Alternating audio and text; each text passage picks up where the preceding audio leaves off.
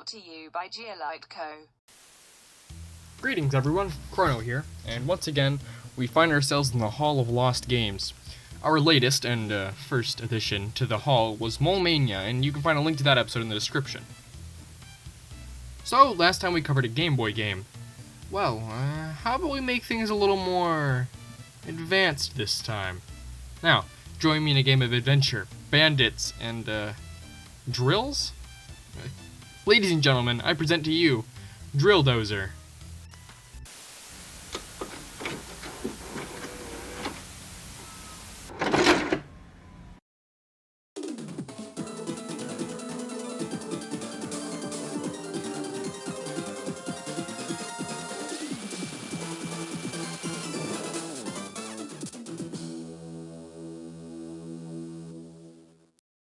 Drill Dozer was released on September 22nd, 2005 for Japan, February 6, 2006 for North America, and January 7th, 2016 for the PAL regions.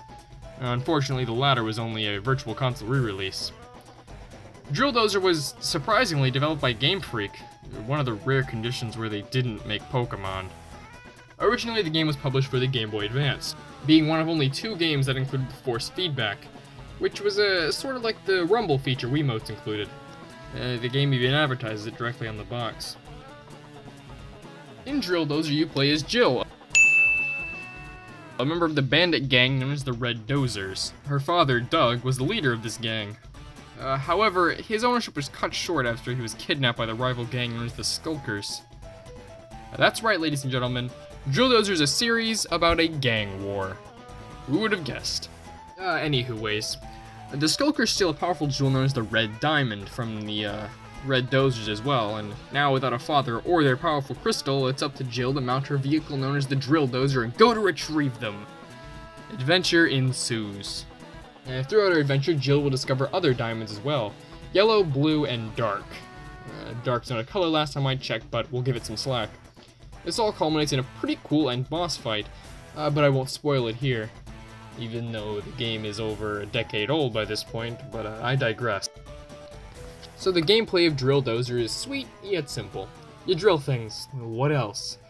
Drill Dozer is an action platformer, and the game hosts 17 gigantic stages for you to plow through. Puzzles, obstacles, and enemies all require the use of your Drill Dozer to complete. The player has a pretty limited moveset, all things considered. You have basic things, jump, walk, run, etc. The normal things you'd find in a platformer game. And your attacks come in the form of your drill, which can be spun with the shoulder buttons. R goes forward, L goes backwards. Different puzzles will have you spinning forwards or backwards to move gears, levers, and other things. Jill can also drill through weak spots in the ground or walls around her, allowing her to reach secret rooms, create shortcuts, or find hidden treasures. Is it just me, or is this series have a bias towards digging characters so far? Each stage is pretty much the same objective: find your drill upgrades and reach the boss at the end of the level. Each level holds 2 upgrades that I mentioned earlier, these being drill gears. Grabbing them will upgrade the gearbox on the drill to have 2nd and 3rd gears, which allow you to spin longer, faster, and harder. Unfortunately, after each level, the upgrades are removed, meaning you have to collect them every time you go into a new one. Now, that can be a little annoying at times, but it usually doesn't get in the way. Each level also ends with its own boss fight, except for special stages, which are just, special stages. Drill Dozer was released to pretty decent reception from your reviewers. An average score of about 6 or 7 was the normal score there. But of course, despite this, as is the fate of any Game Freak game that isn't Pokemon, Drill Dozer is yet to receive a sequel of any sort.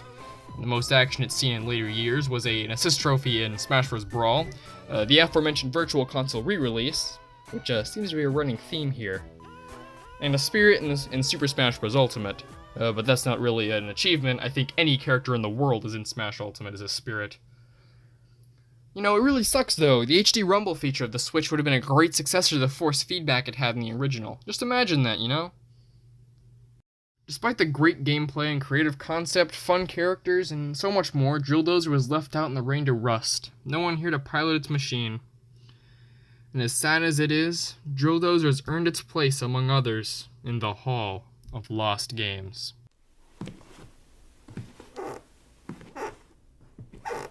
Well, the hall's coming together nicely, isn't it? Well, thank you all for dropping by. I encourage you to check out Drill Dozer for yourself. It's an incredible game. Very fun and very lighthearted. If you'd like to see a specific series covered here, feel free to leave a suggestion in the comments below. Huh? What's that? Oh shoot, looks like my broadcast is about to end. Alright, well, thank you all for stopping by again, and hopefully I'll see all of you and more next time. But until then, I'll catch you later.